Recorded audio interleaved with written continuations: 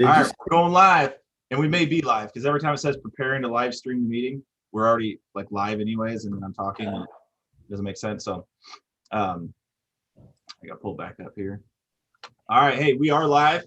We got a good one today. Listen, I mean, if you're new or not, I mean, and even a year in, Adriana, you don't feel like you're new, do you? What was that? Even a year in, you don't feel like you're new, do you? No, I don't. I feel like I've been doing this for 30 years. Yep. You know, you age in freight years is what I would say. It's kind of like dog years. And my hairline is a testament to that. And my freight bod, is what I call it. It came in awfully chiseled. And let's just say that my lines got a little more curved and, not as straight. But but I booked a lot of freight. So, Man, those are decisions you come into. There you go. Step one, right? You come in, you're all fired up, you're young, and then you get addicted to it. You say, hey, I can go to the gym and work out, or I could get these 7 expedites and and buy that new one. all I can say is that my hairline is still strong, so I don't want to hear that. Your hairline it is pretty strong. I Same mean, place to spin. it's back there, but it's strong. Yeah, it's, you know what I'm saying? It's like been there forever. So if it doesn't change, And you know what? it's the same. Mine has too. So like even when I had long hair, if I pulled my hair back, you can see it's just I'm blonde as hell, especially in the summer. But that's neither here nor there because it doesn't matter at this point. I'm 33, married with kids, man. I apologize to every one of you out there because I know you're watching. You will be when your husbands go to bed. Hey, Oh, man. appropriate. I retract that statement. That is no way representation of my professionalism. Just kidding. All right, so Nico's going to be on here in just a hot minute. Again, Circle's always on time. That's all we do. Well, no, you're not. Don't tell me that, man. No, it's kind of funny how much Will and I's companies are alike, just in a lot of ways. So that's why we relate on a lot of things. So, but we wanted to have Adriana on. Adriana, oh, there's Nico right there. What's up, guys? Oh, that is fresh. Dang, man. Jeez. Come on here, nice hair, man. You're doing I told you that they got to get somebody else show outdo him, man. Come on. I apologize for being a little bit late. Oh, you're all right. You're all right. So, Adriana, why don't you give us a little background how you got into it, how you got into it, how it all started, and what you're doing now. Yeah, for sure. So I graduated from University of Denver in spring of 2020.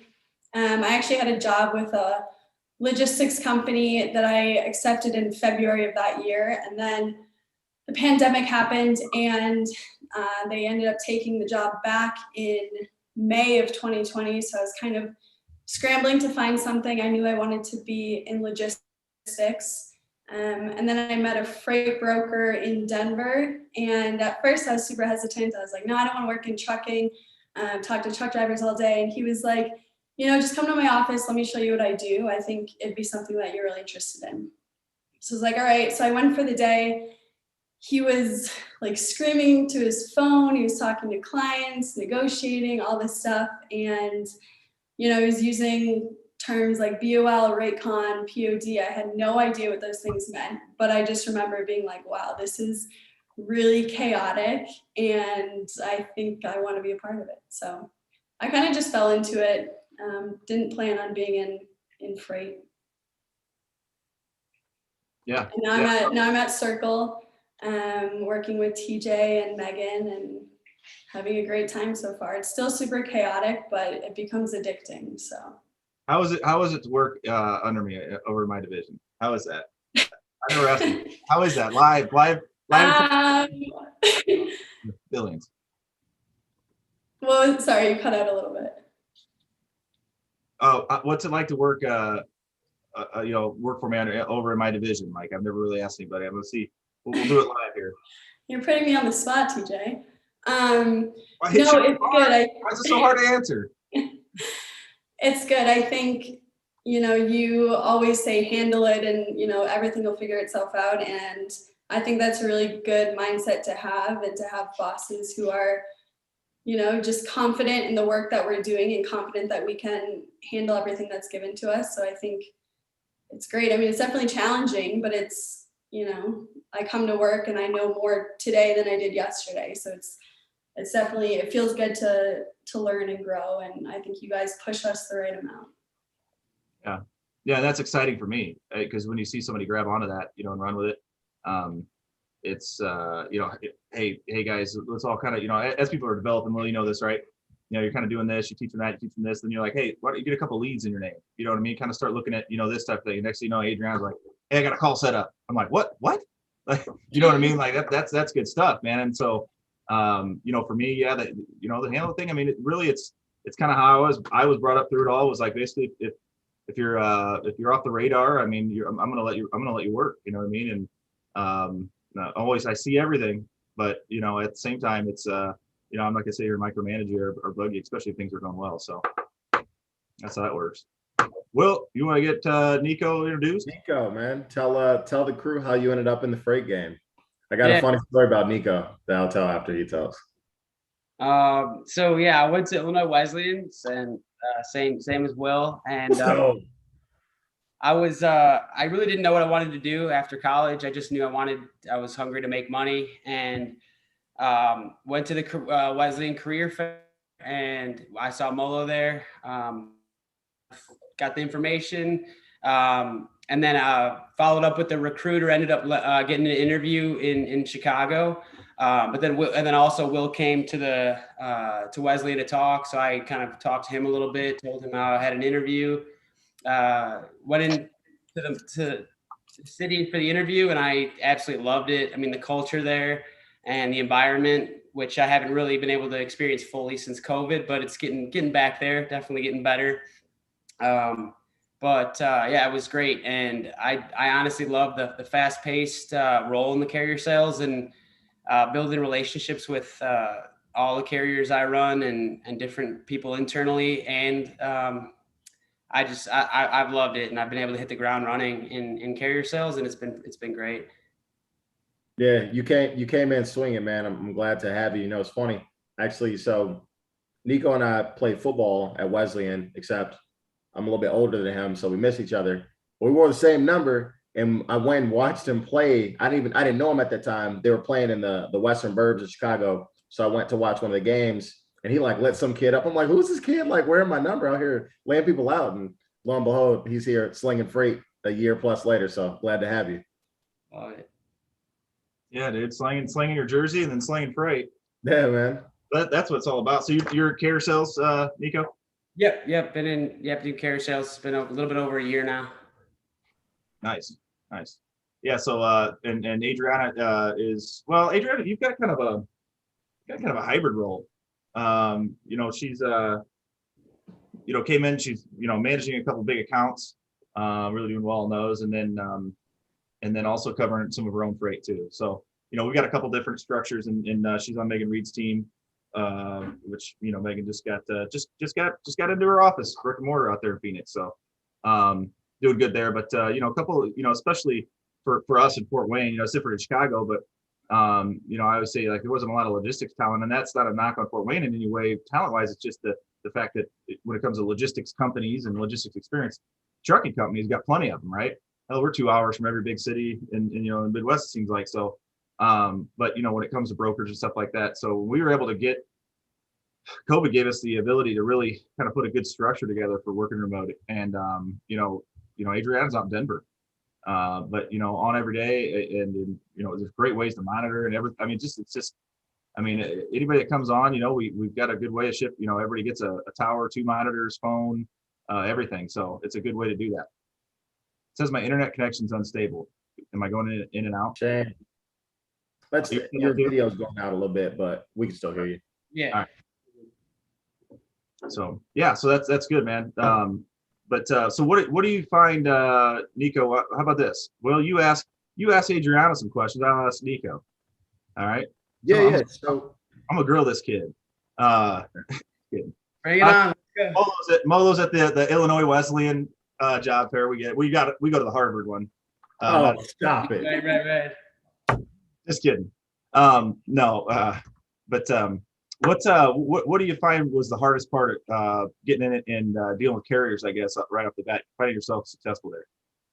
I think just kind of obviously getting into the industry and learning some things. You have to be patient for sure with some of the carriers that you're running, and just, I mean, there's times when there's chaotic things that happen and they need answers right now, and they'll be blowing you up asking for whatever detention, or if they can't get unloaded or loaded, different things like that, and you have to be able to be patient. And I think off the bat, and it comes with experience, but to know to just like be able to calm the situation down and just tell them you're doing everything for them, and then escalate to operations or your team internally, and just let them know you're doing what you can for them. And I think right when you start, you don't know, you just want to be able to fix everything for them right when you can. And I mean, things are going to take time. Everyone's doing their part to help out, and I think MOA does a good job in relaying that to their carriers, that we're doing everything we can, what you guys need.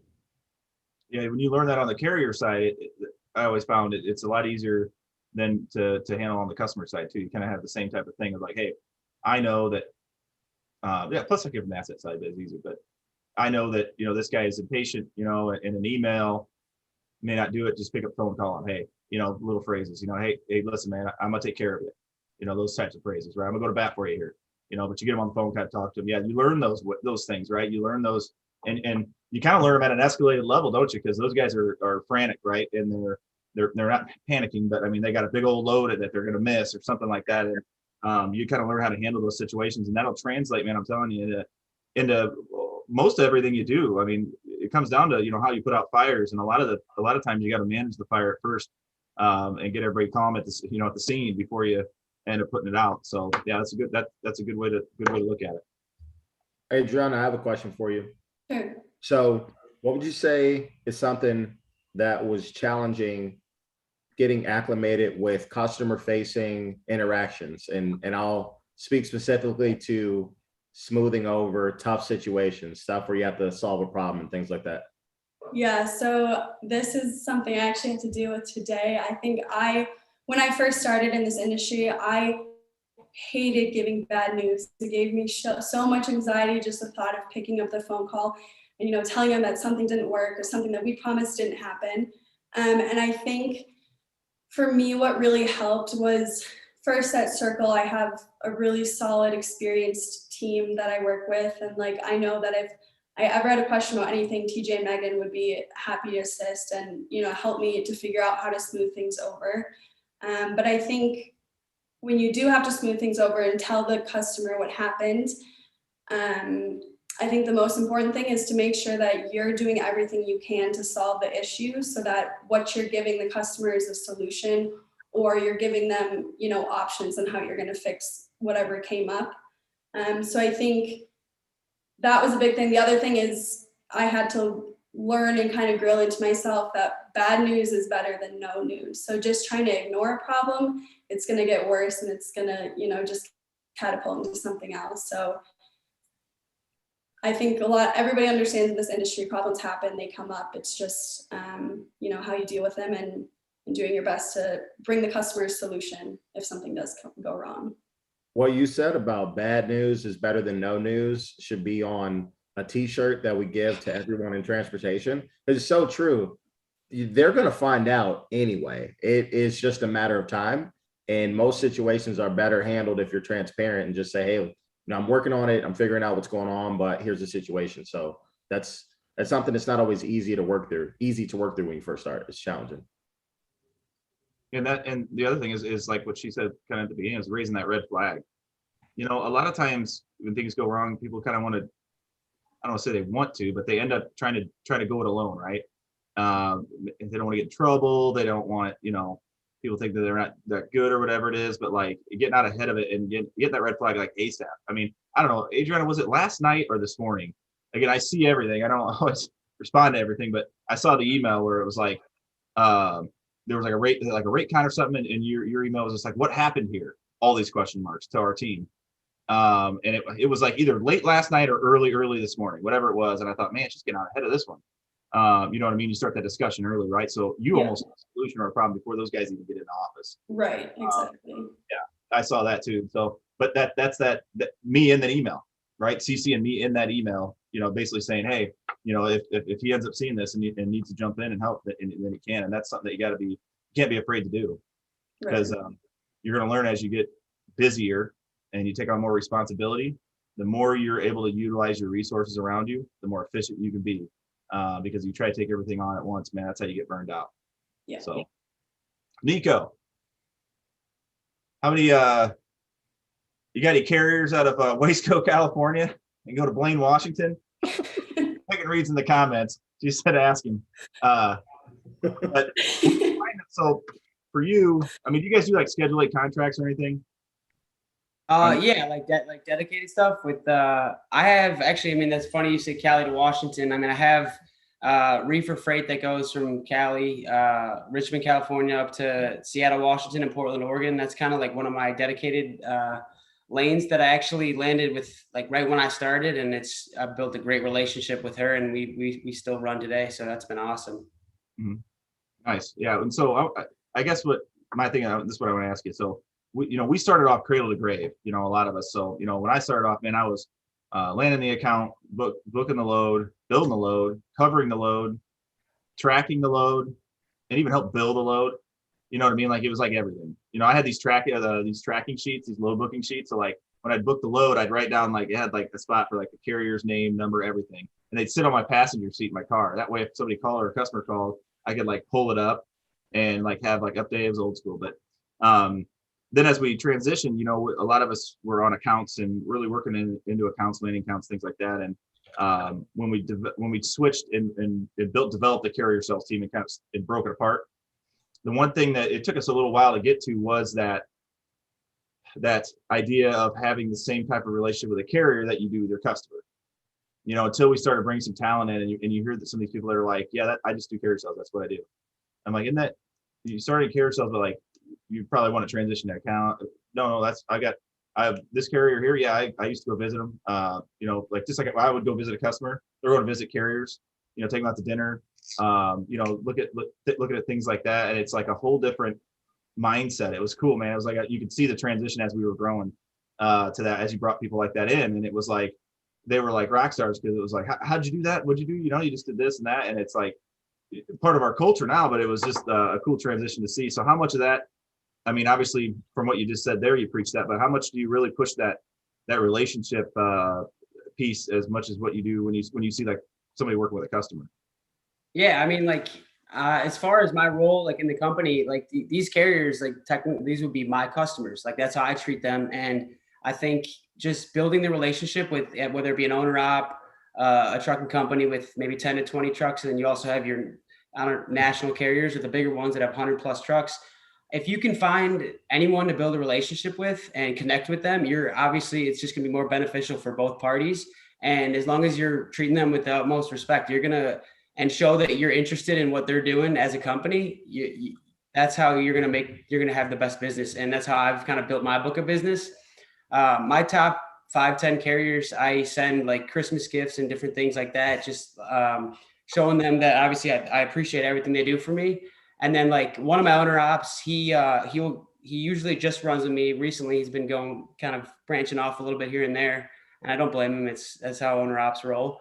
But he plans on, I'm trying to get him to come up to the Chicago area, and he said he's going to stay the weekend, and we're going to like go out, grab drinks, different stuff like that. He's a great guy. I've been running with him for I think about 8-9 months now. And that's just the kind of relationships I like to have with these guys, and show them that I'm interested in them, and not only on the business side, but just as a person to give them that respect and stuff like that. Yeah. Yeah. And that's, from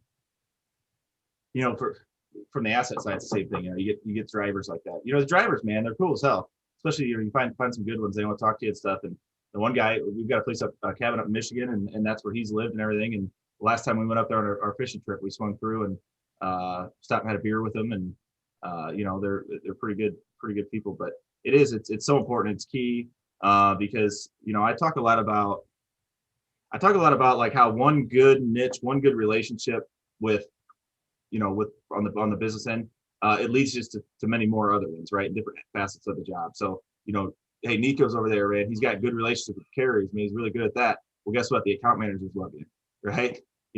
the track and trace people love you, right? Because they get a hold of your guys, that ends up being something that feeds, all because of that skill that you have there. I think it's important. And so how about this?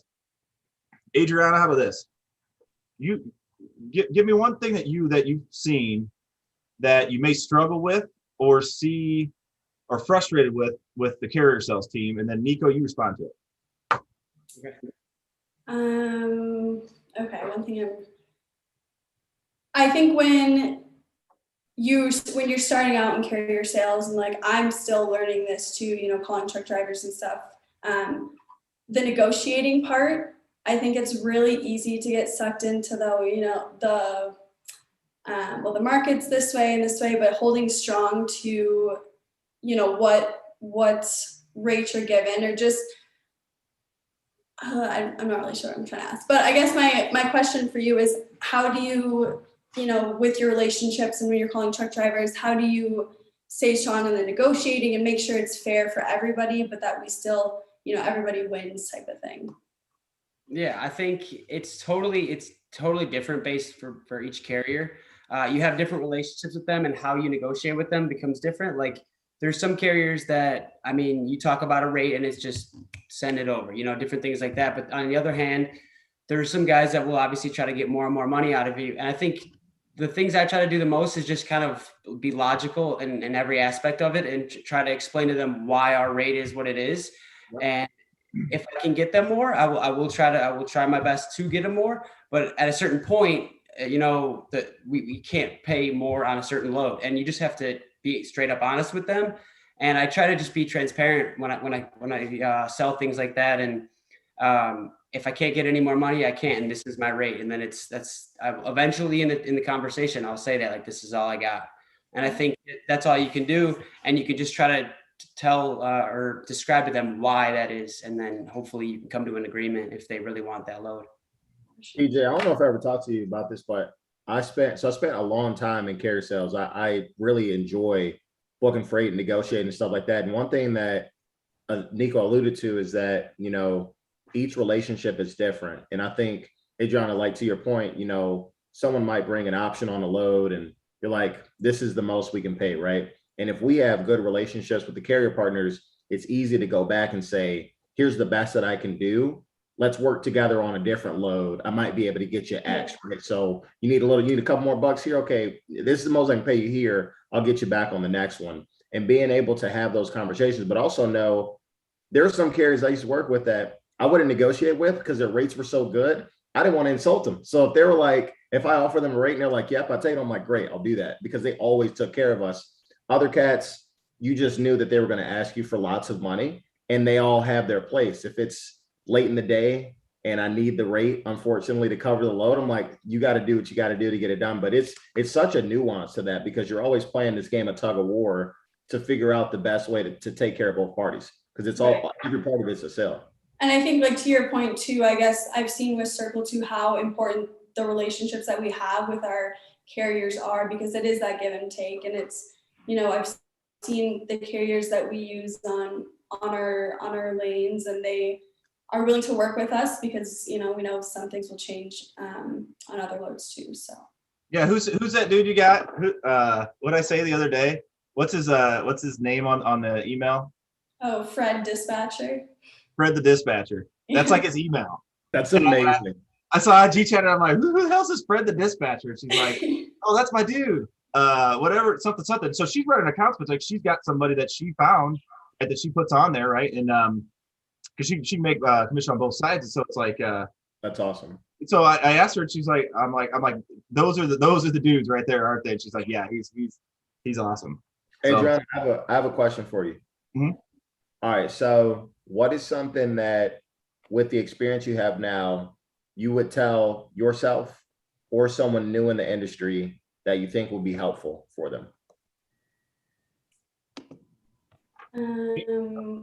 I think it would be really helpful to know right away that nothing ever goes completely 100% smoothly. And if it does, then that's something to really celebrate. But I think always having your head on a swivel, making sure you can adapt to things that change quickly. And then also knowing that you'll probably make some big mistakes, but after you make those big mistakes, you'll never make them again because, you know, you figure out what happened. So I think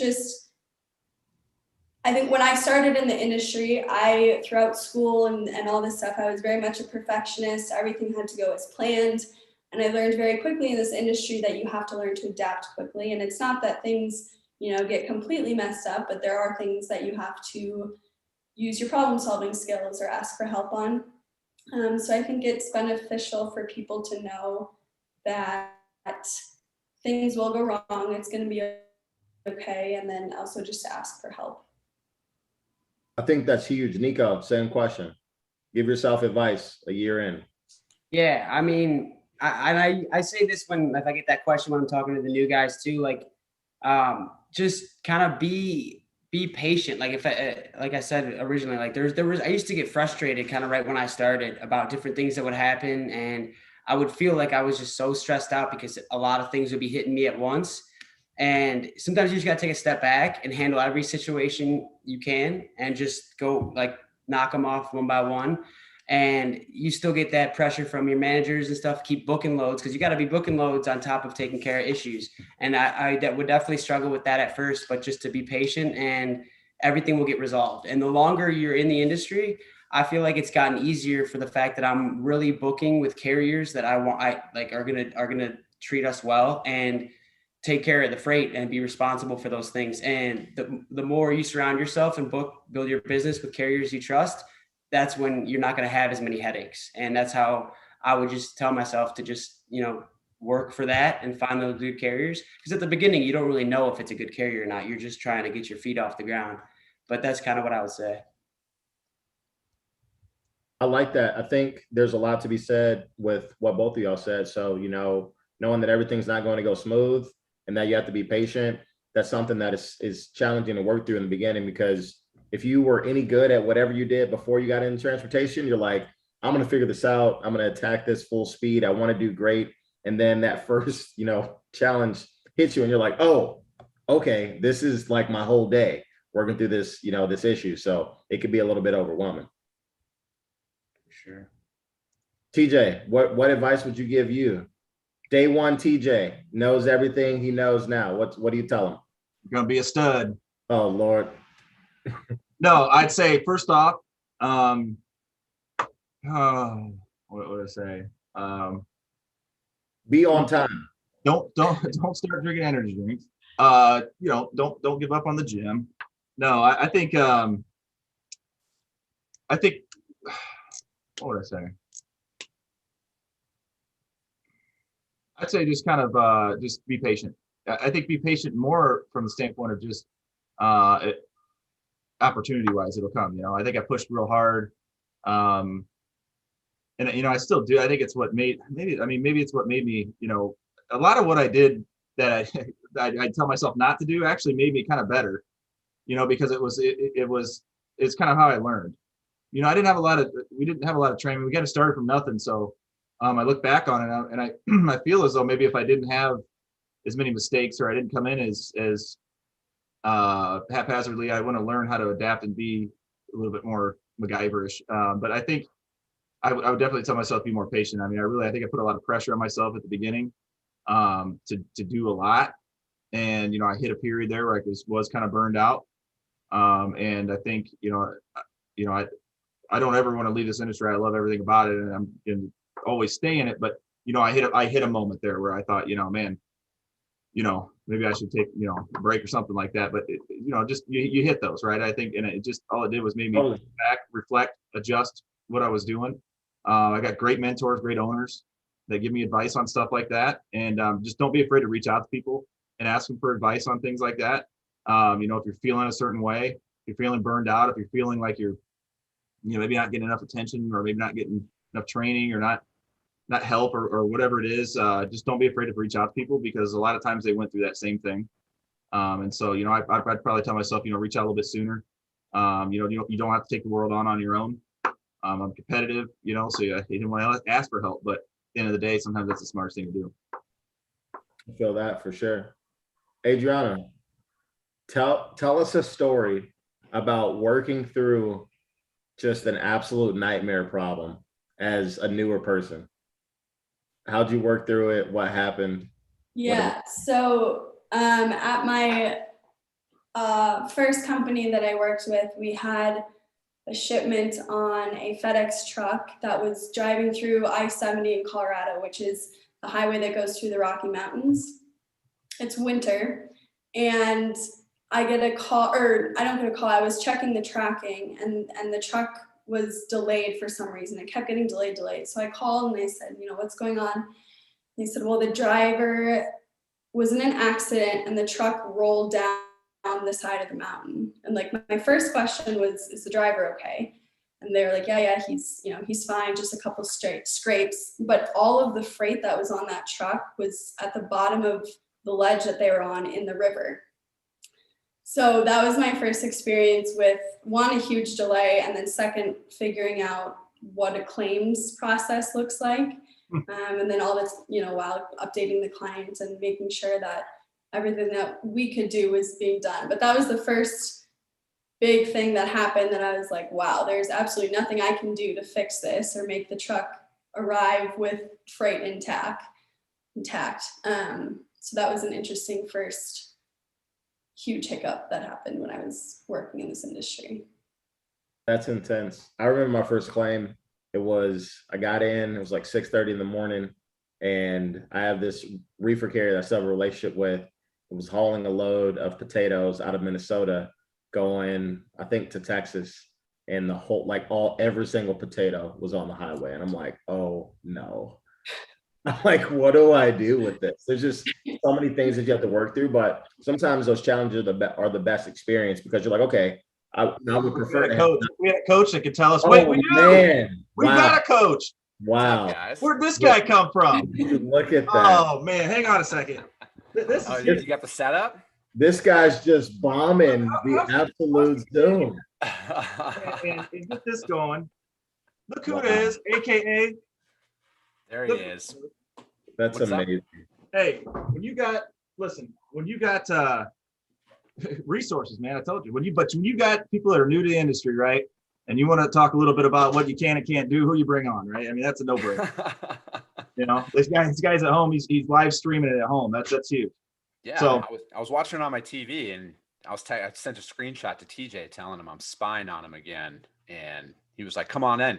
I mean, I love it. I love hearing what you guys are going through with within your first year and having to just wrap up. I mean, it's like, I just talked to a group of interns the other day, and it's like you kind of forget what day one, $1 was like, and all those experiences after you've been through it so many times. So it's like, it's reinvigorating and refreshing to hear you guys and what you're going through. And it's like reiterating that love and why you can't get out of transportation after you get into it.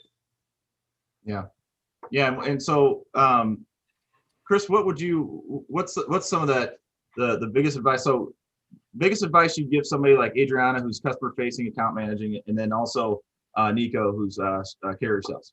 Yeah, I think for Adriana, like just accepting the fact that no is part of the process and it's not personal.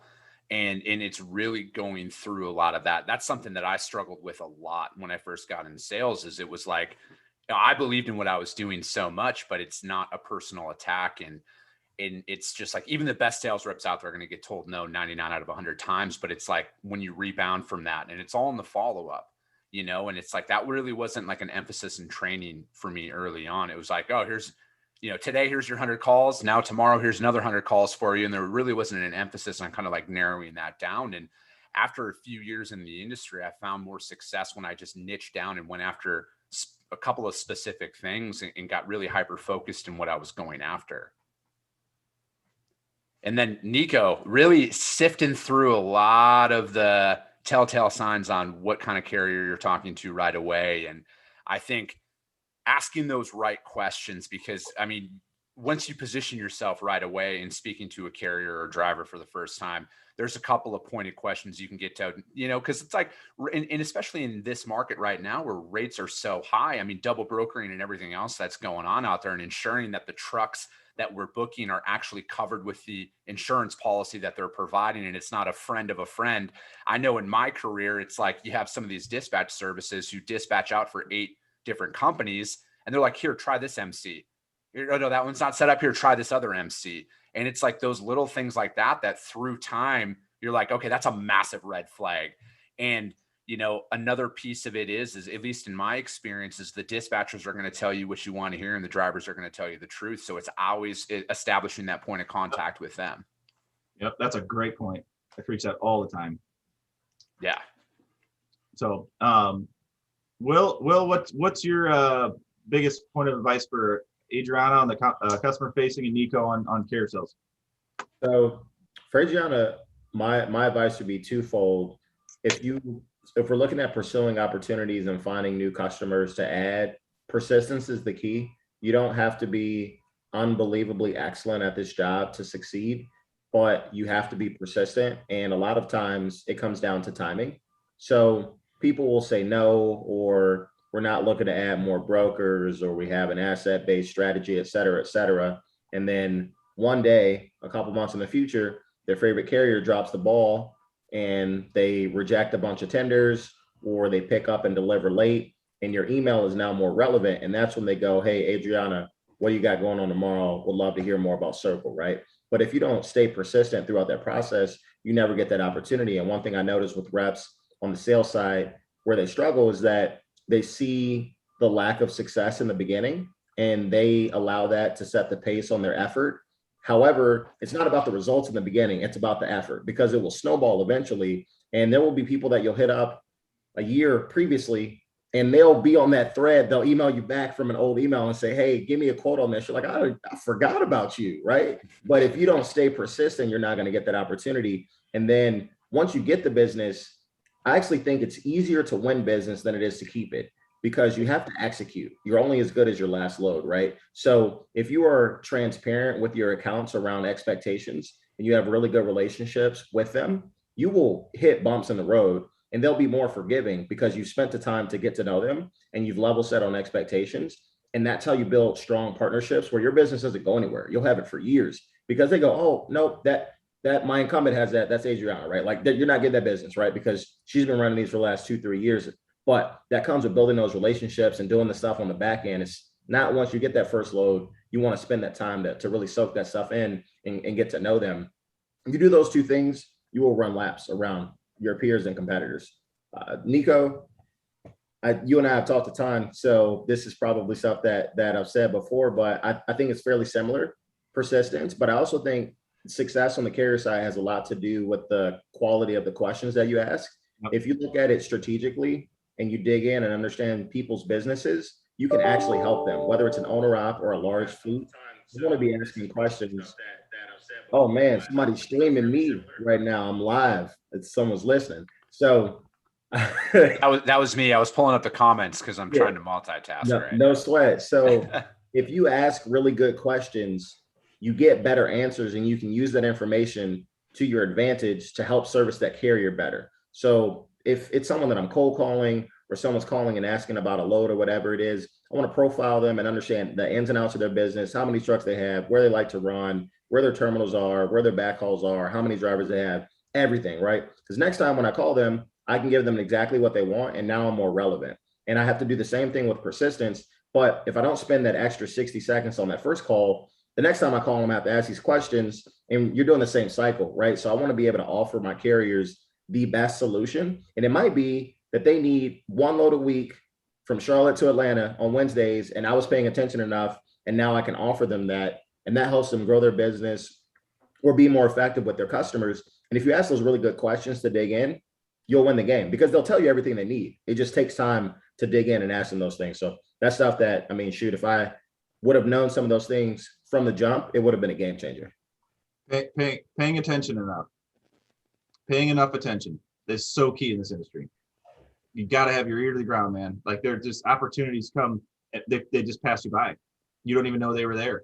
I mean, if you really think about it, and it's like a puzzle piece, you know, that this carrier handed you that you could have grabbed. And then you're talking to a customer, you talk to somewhere and they bring something up and you could have put those two together and it wasn't even there. And so my biggest advice for right off the bat for both of you is just discussions. Learn and then have discussions. And here's why. So like for Adriana, what I found success in was when I started really learning the industry, really learning about what people do and what they don't. And Chris, you were in one of the first episodes we ever did about a year ago. And we talked about this, that taking that customer off the pedestal, not service wise, Correct. but from the standpoint of that not being afraid, not thinking that not be intimidated, right? Thinking that they know way more than you and everything. And all that does sometimes is just maybe even thinking that and then just going to learn it. When you learn, you have those discussions with them. What they do is they start opening up to you more, right? And when they realize that you know what you're doing and what you're talking about, and you're listening to what they're saying, and you're paying enough attention, like what Will said, you can find solutions, right? You can have those discussions. They'll start to lean on you more. It's so transactional, through email nowadays, that when you really get discussions, and I've seen people try to call it a fuzzy file or something, they don't want to hear about your kids, right? Maybe down the line, but like when they say like get to know somebody, like get to know that account manager or that rep at the customer, right? The person giving you freight, whatever it is, get to know them by having discussions. Right? Every relationship starts off with, Tony Darnell, that started off talking freight. Brandon Bay, Chris Jolly, Will Jenkins, we were talking freight. Right now, I know a little bit more about the families and what they do and stuff, but like, people want to talk about what they're interested in right there, and they're at their work, and that's great, and that's what they have, and their supply chain and how it works, right? Do a little background, learn a little bit, right, before you do, so a little bit about their situation, where they're at, what type of freight they have, the commodity, right, how things are loading, the problems they may run into, and you're listening, right? And then after those conversations, you go and you go, hey, I'm going to learn more about this. They brought it up. It's obviously an issue. I don't know much. I'm going to go learn about it. Right. And you're developing yourself, in real time. And Nico, I'd say, and that's, customer wise, that's the biggest thing for me. I mean, just get your creative, build that relationship, and then get referrals. Don't be afraid to ask them. Every account that I've ever grown was because I had somebody that leaned on me, I was their go-to. And then, I found out they got another division, right? Or they got another side of the freight. A lot of these places have a lot more freight than what you think, right? And then they're at the water cooler and they're like, hey, I work for TJ Circle quite a bit, I might be able to use them on this project. It goes a long way, in those companies. But then Nico, I'd say, listen, man, I've been on the carrier side too. I started on the carrier side, went back to it, and I'm kind of back off it again, but still, same thing. Learn about trucks, man. If you can learn about trucks and you can learn about what types of trucks there are, how heavy they are, and why that matters compared to what a trailer they have and what route they may want to run, which one they may not want to run. What type of situations they're in, what type of loads they run, how far over the road are they going, and how does that affect maybe their e-logs, knowing how their e-logs may work, just knowing how they work, right? You don't ever want to tell a driver how to use them, but those are discussions you can have. And when you start talking to a driver about, trucks and e-logs and things like that, like they want to talk about that stuff and they'll tell you about it. And, if you can bring up, something to do with their truck or how it works and ask questions, as soon as you start asking questions about their truck, you got them locked in, you better be ready though. You got about a half hour to an hour discussion that you're going to get yourself involved in, but it's so important because, when you're taking loads and you're like what Chris said, you can ask as many questions as you want and you can do everything you can, but there's always gonna be something that slips through the cracks. But knowing a little bit more about trucks, knowing a little bit more about how they work, how they run, how the hours of service work, gives you one more layer of security of maybe catching something ahead of time, right? And that's so key to avoiding issues. And it's kind of the same thing on the customer side, but learn about what you're doing.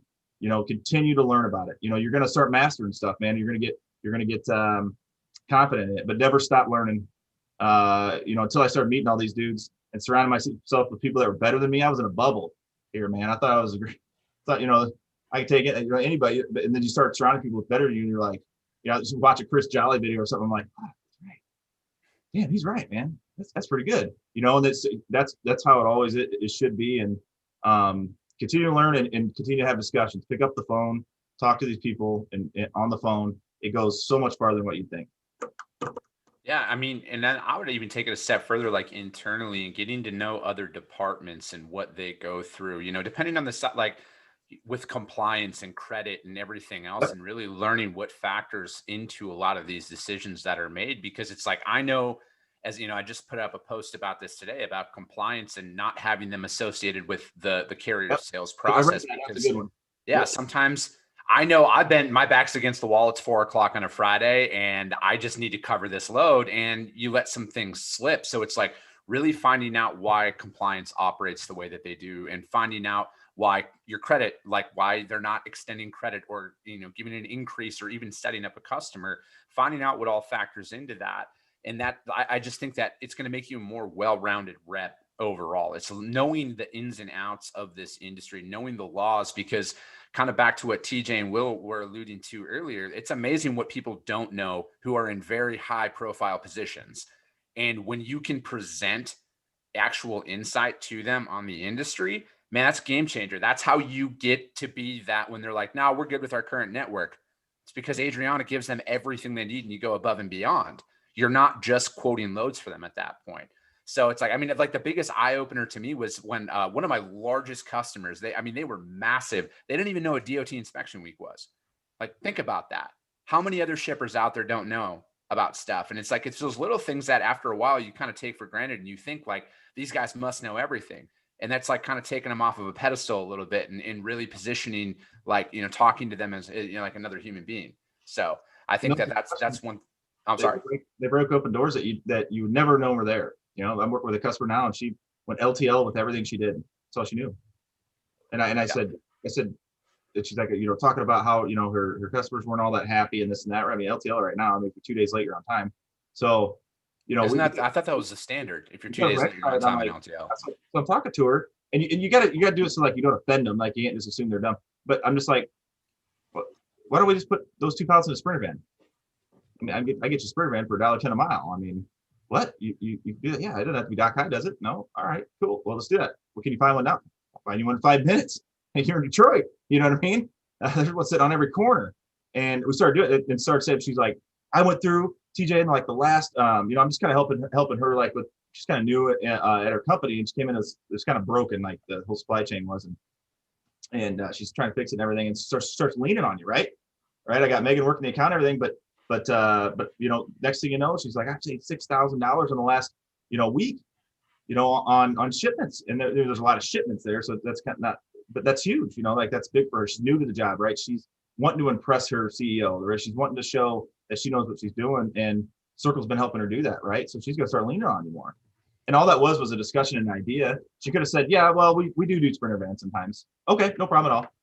Who knows which way it would have went, right? But you're just asking that question, come up with that idea, that a little bit different type of mindset, to where, Nico, you got a carrier, and you're talking to the driver, and he wants to be able to run this extra load for you each week, and just with his hours, it's not going to work. And you say, hey man, can you go to your owner let you drop a trailer? I can call the shipper and see if you can drop a trailer there. If you come in, that trailer's loaded, and you're dropping and hooking, so you can get that extra run, right? He's jacked up, he's making more money now, and it works out for everybody. Right? It may not work. They may say, no, we don't drop trailers, or the shipper may say you can't drop trailers, or whatever it is. But hey, if that one time that it does work, you've got a carrier man that's going to love you for life. You just put another, $1,200 on his revenue for you. Ideas, creative, coming up with them, right? I got a question for Adriana and Nico. So I don't think anyone typically means to get into transportation. I know I didn't. It just kind of happened. And so then you get tied up in the industry and you love it because it's fast paced. There's a lot of challenges, stuff like that. What's your favorite part about the industry and what you've been able to do over the last year or so? Nico, you want to kick it off? Sure. Yeah. I mean, getting into the industry, the first thing off the bat that I loved the most was the people at MoLo. I mean, the culture, and just how, like, everyone was so welcoming, and to teach me like what this industry was about. And that was huge. On top of that, I love the fast pace of sales in general, and the way I can build my own book of business and kind of just talk to my group of carriers, and obviously continue to grow them. But I mean, you're very independent, and you can kind of do your own thing and land those carriers that you work with. And the harder you work also in the industry, the more opportunities there are that will come your way. And I've found that pretty quickly, just being able to work super hard. Different carriers kind of will float your way. And if you're making more calls, you're going to find more carriers. And that way you're going to land bigger carriers. And I mean, not necessarily bigger carriers, just better carriers. And that's kind of what I love about the industry. And the being fast paced is just right up my alley. So those are the kind of things that I like about the industry. I agree. I love the fast pace, the competitiveness. I also love the idea of supply chain in general, of just having to get, things where they need to be. Like, so much shut down during COVID, but we still had to move masks and we had to move hand sanitizer. So there's still we're keeping everything going. And I think that's a really cool, exciting thing to be able to do. I also love that sky's kind of the limit in this industry. Like you said, like, I know TJ and Megan have said, if you want something, go after it and we'll help you do it. We'll be here for you. And I think that's, there's not really a limit on how much you can grow and learn in this industry. So I love that part of it. That gives you that idea of having a career, right? Kind of feels good. Adding on to kind of what I said too, like, and I've started to realize this more and more, but I'm honestly, right when I started, I was just trying to get going and work as hard as I could. And like, at that time, I just cared about how many loads I'm booking, the margin on the loads, all that kind of stuff. But if you really take a step back and think about what you're doing and how you're moving things from point A to point B, you're also this is what the drivers do for a living. So like, this is how they put food on their table. And I think if you like step back and look at that, you can kind of gain more of a perspective on what they're doing every day. And you just kind of respect what they do. And that helps me in my role as carrier sales. So I like that too. I think it's just adding a little bit too, like, it's so important to care about what you're doing. And like, I think, it's not like I come in every day so excited to work, but most days it's like, these products have to get on the shelves. Like, this is essential in a type of way. And so I think just caring about your client and customer and caring about keeping the truck drivers going. And I think that's a really cool aspect of this industry, that, you can really see that you're making an impact. Yeah, I think that is key. And it's always different, right? You can make an impact in so many different ways at different times. Hurricanes come in, right? Pandemics come in, ports get bogged down. There's a couple mines that shut down overseas or something, right? There's these little things, man, that they're not that little. They affect a whole lot.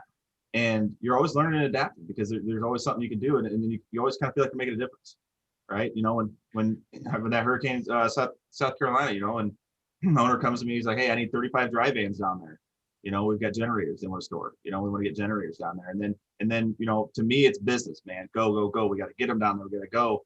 And then I'm watching the news that night, and they're showing, like what's going on. And I'm looking at what are you looking for? I'm looking for I'm seeing generators. I'm seeing things, and I'm thinking, man, these dudes are down there helping. There's generators down there.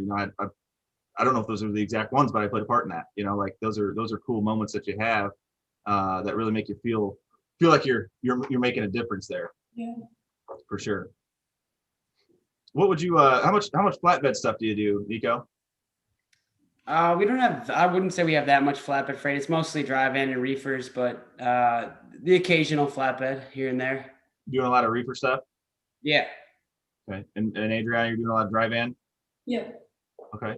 What benefit, Chris, would you say they'd have getting into? I've been blessed to be able to do kind of all of it, just because that's what we had to do back in the day. But like you did a lot of flatbed, didn't you? Yeah, flatbed and heavy haul. And what would you say to them? Just from a learning, but if they ever say, hey, you know what, I'm thinking about maybe dabbling in this, or they got a customer that says they got some stuff. What are some benefits there? Some things they should maybe start learning first. State laws for dimensions. So there's pretty much, if you split the country by the Mississippi River, anything east of the Mississippi, the height 13.6 before you need to pull permits on it. Anything west of the Mississippi, it actually goes up to 14 feet high. So it's knowing those laws with it as well. And then knowing what shipments can go on what trailer type, because there's some customers that'll send out, step deck only. And you look at the measurements and you're like, nah, we can definitely load that on a flatbed. Or, Conestogas as well, and bringing that option to it. And it's, again, back to the whole, a lot of people take what customers say to face value. So they're going to only work a step deck opportunity as opposed to going to seeing what other trailer types it can go on for the open deck market. And then same with knowing every little thing about it with a commodity from a commodity standpoint as well. Like, don't bring chains to some building materials that need to be strapped down and stuff like that, and knowing the ins and outs of that stuff and what requirements come along with that when, in regards to, edge protectors, coil racks, all of that stuff. Yep. That's imperative in the open deck market. And I think it's underutilized. I don't think there's a lot of people that go after it because they get scared away from it, because it does, like, you gotta take a couple of stabs at it to really get a feel for it. And, there's some great websites that are out there for you guys to utilize for dimensions and everything else. And then, I think that that's where I had the most fun in freight brokerage, was doing heavy haul, doing over to like the 150,000 pound, 14 feet wide, 17 foot tall shipments. Those were fun because, like, the drivers, there's something to be said about a driver who's got $500,000 invested in his operation before he even hits turns his truck on. There's something to be said about that individual. They're willing to deadhead. Like, I had a guy who used to deadhead 2,500 miles. He would do one-way trip for me. He'd deadhead back and come grab another piece of it to bring it out. Cause it was less wear and tear on their equipment and everything else, just to drive back out there empty. So it's like, it's almost a different classification of drivers at that point. Yeah, they're prideful too. That's one thing. I'll tell you, I've had flatbed guys that, we had a Ford lane that kind of went down and was down for a while. And I'm like, hey, come over, grab a dry van, let's run some of this on the asset side. And I ain't running no wussy old dry vans. I'll sit and wait for I run that stuff. But like what Chris said, that scares you away a little bit is you got to ask questions, right? Because if you don't, so if you're afraid to ask questions when they send that load over, you got to have DIMs, right? You got to know what else needs to go with it. You got to know tarps. You got to know this. You want a picture of it. Ask for all of that stuff because it matters. And it also matters because it can bring value to the customer, but it also make you a little more money. Like he said, like, I don't need to put this on a flatbed. I get a hot shot in there, right? Like I put this on a hot shot, make a little bit more, like it saved them a little bit more money, maybe make a little more on your end. But either way, it's so much different equipment and equipment types, and the over dimensional stuff's fun.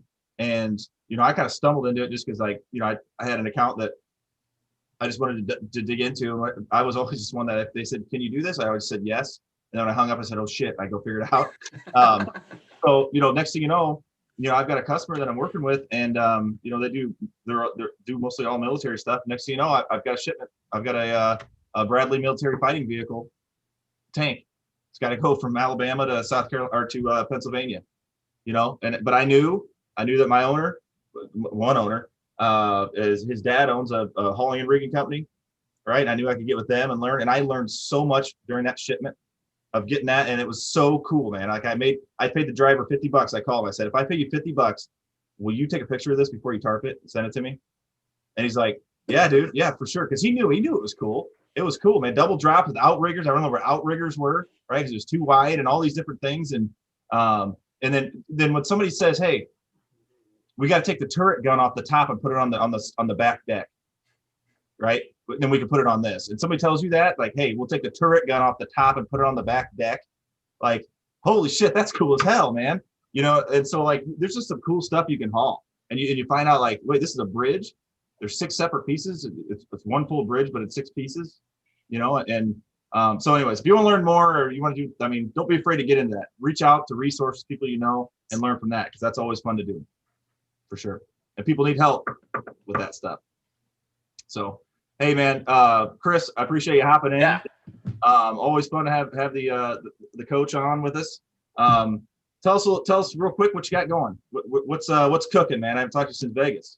No, man, a lot. It's an exciting time in this industry, to say the least, right now. And I think that you guys are in a phenomenal position to grow for your career. And I think that, especially with the people you guys are aligned with, you guys got a lot of experience inside of the companies that you guys are working for. And there's, it's a lot to learn, but you guys are in the right spot. And I just, stick with it, you guys, no matter what. Like, I love this industry. I'm going to be in this industry for the rest of my life, and just stick with it. Like, the good times will definitely outweigh the bad times overall.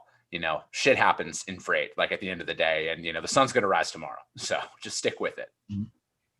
Will, closing thoughts? Yeah, the only thing I would say would be that I'll kind of bring it back to the beginning. It's persistence. You know, you're going to have challenges with what you're working through, but you'd be surprised how many strides you can take in the course of a year. And that can completely change your perspective on the role and what you're doing. So I would encourage you to stay on top of what you're doing, because if you keep putting that work in, eventually you'll figure it out. Persistence is key. Mm-hmm. Yep. I'd say the same thing. Don't be afraid to take on a challenge. Something pops up, whether a customer asks you to do something, whether somebody in your company asks you to do something, say yes. I mean, be transparent a little bit. I mean, say yes. I don't know a ton about it, but I'll take it on. You know, can you help me out, or you want to learn? Like, don't be afraid to do that stuff, man. I mean, that's just, it makes you so much more valuable to the company, right? And just gives you that much more confidence in yourself. But like Chris said, like Lois said, I know for sure they went through it. It's not easy. It's not going to be easy. And I'm not going to say it's easier now, but you're in a great, like he said, you're in a great market. You're in a great spot. I look around at how many people we've hired and some of the newer people, and I see a lot of impatience. I see a lot of people, and I just want to tell them, man, I was taking $50 rips, you know, every day. Like, I was taking whatever I could get, you know, 7 loads a day, busting my ass, none of this technology, none of this tracking, and it still couldn't make commission, but I just kept doing it. It's hard times, man. You know, pull up, you know, I couldn't put tires on my car to get back into work, but I was addicted to it. It's like, you figure out those ways. It's what makes you good. So you're going to run into hard times and stuff, but the biggest thing about this industry is it's a cross country race, man. And you're going to start off in a pack, right? But if you just keep running, right, you're going to get down in the trail, you know, and you're going to look around, nobody's with you. So people fall off all the time because they're not willing to do it. So if you're willing to do it, it's the only way to bust through. You know, that's the only way I could say I've got to where I'm at. Half the time I look back and I remember thinking, I go, well, I don't even know why I stayed or why I kept doing it. I don't know what I was thinking. But at the end of the day, it paid off. So, but whenever you get in those times, reach out to people. You got resources, you got to make connections, whether it's in your company, whether it's friends you meet out in the industry. We always got each other's backs because we all know how it is. So keep grinding, man. Keep that fresh haircut too, Nico, because I'm telling you, you don't want to get like this, brother. Yeah. It's the way TJ used to look when he got into freight. Nico's hairline and everything. Now look at him. That's my future right there. Yeah. I'm gonna get a filter. I'm gonna get like a Zoom filter now and wear on every show, just with like a perfect flaw. So hey, thanks for coming on, guys. Always takes a little bit of guts too, right? Come on and do something like this, kind of weird. But hey, you're dealing with weird people, so that's a good thing. Everybody in freight's weird, so get over it, get used to it. So thanks, Chris Jolly, the Freight Coach. Go follow him at freightcoach.com/gov.net. If that doesn't work, that's not real. Just go, that doesn't work, go to YouTube, follow him. Also Coffee with the Freight Coach coming up on episode 100. 84 tomorrow, but I'll be at 100 pretty soon, man. Probably in the next couple of months. We do 2 a week, so probably like in 16 more episodes, probably. Yeah, I mean that's your Northeast Indiana edition skills right there. Nice work, man. Follow Will Jenkins. I post on LinkedIn a lot. Check me out. Because if you follow Molo, you'll know what Circle's doing because they're always right behind him. Oh man. Wow. I love it. Hey, get Silver on here one time so we can throw some smack too, man. 2-on-1, I'll take it. I don't care. I'll bring it. I don't know if you want those problems, man. That's Chicago, man. It's Chicago. All right. All right, guys. Hey, have a good night. Adriana, thank you. Nice meeting you. Chris, stay classy. We'll talk to you later, buddy.